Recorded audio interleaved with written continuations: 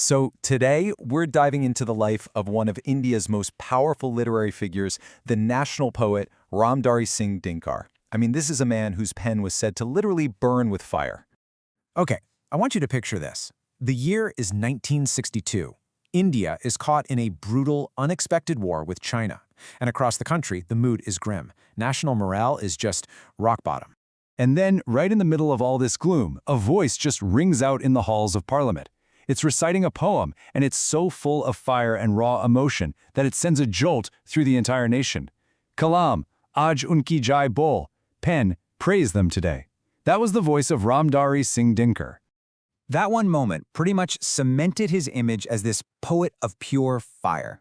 But who was the man behind that voice? What was he really like when he wasn't rousing a nation to its feet? Well, to figure that out, we're going to lean on our guide for this journey.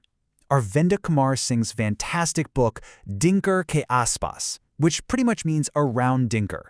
It gives us this incredible, intimate look at the man behind the legend.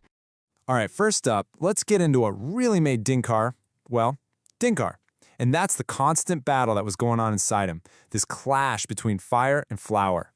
And this is the central puzzle, isn't it? It's the question that's fascinated people for generations. How on earth can the same person write these blistering epics about the battlefield of Kurukshetra, and then turn around and compose some of the most delicate, beautiful poetry about love you'll ever read? And you see this contrast so clearly in his work. On one hand, you've got his Angar, his fire poems like Kurukshetra and Rashmirati. These are all about war, duty, justice. Then, on the other hand, you have his Anurag, his love poetry, like his masterpiece Urvashi, which is just this beautiful celebration of love and passion. Now here's the thing. According to Arvind Kumar Singh, this wasn't some kind of act. It was a real, constant battle raging inside Dinkar himself. He was torn between this pull towards power and justice and this deep personal longing for peace and softness. It's almost like he was the new India in human form, a nation struggling with the hard realities of building a country while also trying to hold on to its ancient soul of peace. But here's what's so incredible. Dinkar was a member of parliament for years. He was close friends with Prime Minister Nehru, and yet he never ever became a court poet. You know, someone who just writes nice things about the people in charge. He always kept that fearless, independent voice. He wasn't afraid to speak his mind, even when it made his powerful friends uncomfortable. Okay, so we've talked about the poet, but what about the man? Let's peel back the layers and hear some stories that show us who he really was when the crowds weren't around. You know, one of the things that just jumps off the page in the book is Dinkar's humility. It's almost shocking, really, when you consider how famous he was. Get this, even though he was a famous poet and a busy politician, he answered every single letter he got, personally. Just think about that. He was always trying to lift up young, unknown writers, giving them encouragement. And even after winning the biggest literary awards, he just handled it all with this incredible ease and simplicity. Deep down, he never really bought into the idea of his own greatness.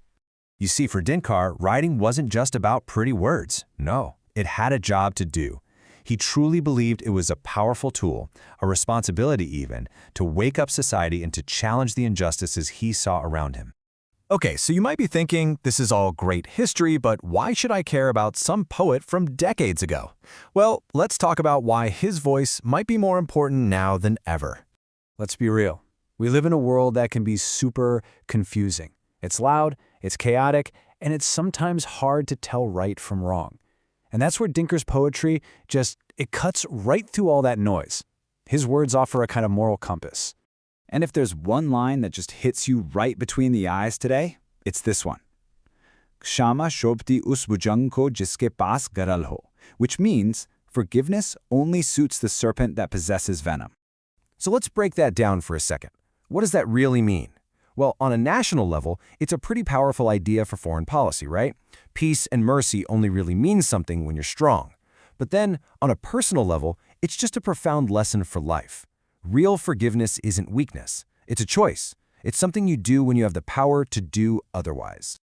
So where does that leave us? What's the final takeaway when we look at this complex, fascinating man who was equal parts fire and flower? Here's the bottom line. If you really want to get to the heart of modern India, With all its tensions between power and peace, conflict and love, you have to read Dinkar. He's like a mirror to the nation's soul. And like we've seen throughout this journey, there is honestly no better guide to the man behind the poems than this book, Dinkar Ke Aspas. It's a total treasure. Reading it really does feel like you're sitting there right next to him, just listening to his stories. And that really leaves us with one big question, doesn't it? Dinkar's voice was this beacon of moral clarity and courage. And it just makes you wonder. In a world that's so flooded with noise and opinions, where are the voices with that kind of clarity today?